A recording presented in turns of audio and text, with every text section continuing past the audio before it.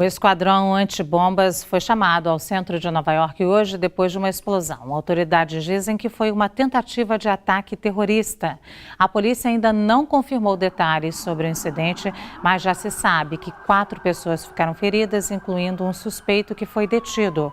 Mas não há risco de vida. A explosão aconteceu num dos maiores terminais de ônibus do país, no centro de Manhattan, por onde passam 3 linhas de metrô. As estações foram esvaziadas e as ruas ao redor foram interditadas. O prefeito Bill de Blasio disse que a explosão foi uma tentativa de ataque terrorista e acredita que o suspeito agiu sozinho. Depois do governo americano reconhecer Jerusalém como a capital israelense, o primeiro-ministro Benjamin Netanyahu procura agora apoio da comunidade internacional. Quem conta é a correspondente Leandra Felipe. O primeiro-ministro de Israel, Benjamin Netanyahu, já começou sua busca por apoio internacional, depois que o presidente americano Donald Trump reconheceu Jerusalém como capital israelense. Hoje, na Bélgica, ele se encontrou com o ministro de Relações Exteriores da União Europeia e pediu que os países europeus sigam o exemplo norte-americano. É hora de os palestinos reconhecerem o Estado judeu e a capital Jerusalém.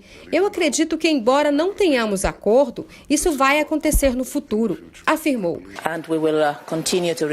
A chefe da diplomacia da União Europeia, Federica Mogherini, repetiu o posicionamento anterior.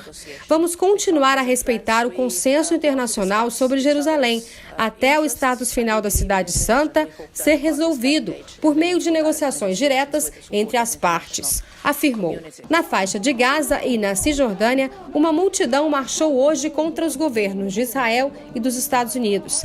Esta estudante diz que é contra a decisão de Trump porque Jerusalém é a capital de todos os países muçulmanos e árabes. O fim de semana foi de confrontos entre palestinos e as tropas israelenses. Em Nablus, manifestantes jogaram pedras nos soldados e foram dispersados com gás lacrimogêneo. 2 bombas foram disparadas na faixa de Gaza e o exército israelense alega ter destruído um túnel do Hamas. Os confrontos já deixaram 4 palestinos e um soldado israelense mortos e mais de 100 feridos. A Liga de Países Árabes pediu formalmente que Washington volte atrás no reconhecimento de Jerusalém como capital. A decisão de Donald Trump, embora isolada no cenário diplomático internacional, internamente foi bem recebida pela comunidade judaica e por um grupo representativo de evangélicos no país. A Rússia vai retirar parte das tropas da Síria depois do anúncio de que o país árabe está livre do Estado Islâmico. O anúncio foi feito hoje pelo presidente russo Vladimir Putin em visita à base militar de Khmeimim, na Síria, bastião da campanha aérea que teve início em setembro de 2015. Ao lado do presidente sírio Bashar al-Assad, Putin disse que depois de 2 anos colaborando com o exército sírio, grande parte dos terroristas foi eliminada e, por isso, ele ordenou a volta de militares russos. Mas o presidente russo também se disse preparado para atacar novamente caso os terroristas retornem. Tanto a Síria quanto o Iraque afirmaram recentemente que não tem mais nenhuma cidade sob domínio do grupo terrorista Estado Islâmico. Agora, a luta entrou em uma nova fase de busca a extremistas, mas com controle sobre toda a fronteira. Na Venezuela, sob protesto da oposição, o partido do governo venceu as eleições municipais, deixando Nicolás Maduro mais perto de uma reeleição. O presidente Nicolás Maduro comemorou na noite de ontem a vitória em mais de 300 prefeituras das 335 em questão. Mas a vitória dos chavistas nas eleições municipais não foi uma surpresa. Os principais partidos opositores decidiram boicotar o pleito. Eles alegam que Nicolás Maduro está usando a votação para se manter no poder. Diante do resultado, Maduro já pediu que seguidores se preparem para grandes vitórias no ano que vem, quando acontece a corrida presidencial.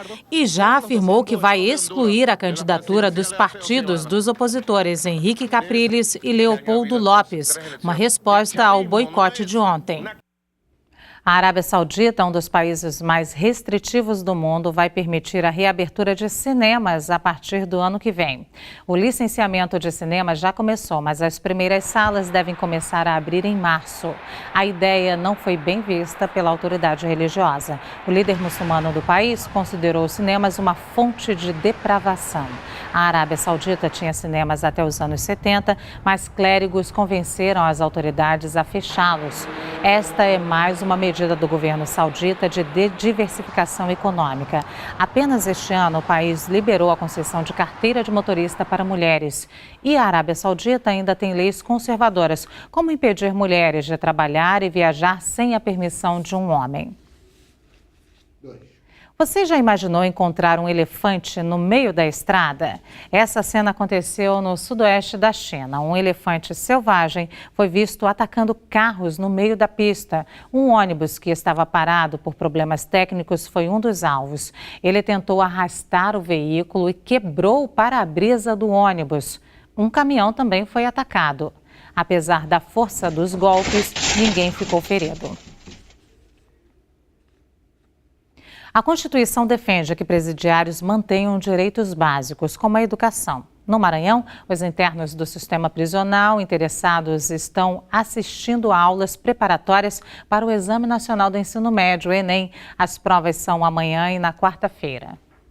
Atentos, os internos da Unidade Prisional de Ressocialização São Luís 6 assistem às aulas que antecedem as provas do Exame Nacional do Ensino Médio. Que é um preparativo para eles tentarem fazer a prova, já que eles estão há muito tempo sem estar em sala de aula, né? Que todos eles já concluíram o ensino médio, tem alguns que têm superior incompleto.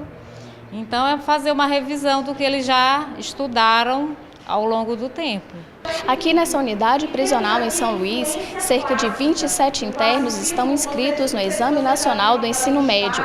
Eles receberão ao todo 3 aulões com duração de 4 horas cada, onde serão ministradas todas as disciplinas exigidas no Enem, mais a redação. Eu acredito que unindo não só as aulas, mas um projeto que é permanente de leitura e literatura, onde eles aprenderão outros tipos de produções além da dissertação, vai contribuir sim para que eles tenham êxito no momento da escrita, né? Para as pessoas privadas de liberdade, o exame é aplicado dentro das unidades prisionais. São aplicadas 2 provas de 90 questões mais a redação. O critério de correção tem o mesmo rigor cobrado aos demais candidatos. Os participantes maiores de 18 anos poderão utilizar o desempenho do exame como meio de acesso à educação superior. Já os menores de 18 anos só poderão utilizar os resultados para a autoavaliação dos conhecimentos. No próximo bloco, saiu a relação de confrontos do mata-mata da Liga dos Campeões. Tem uma pedreira no caminho do PSG de Neymar. E vai ser cremado daqui a pouco o corpo da atriz Eva Todor.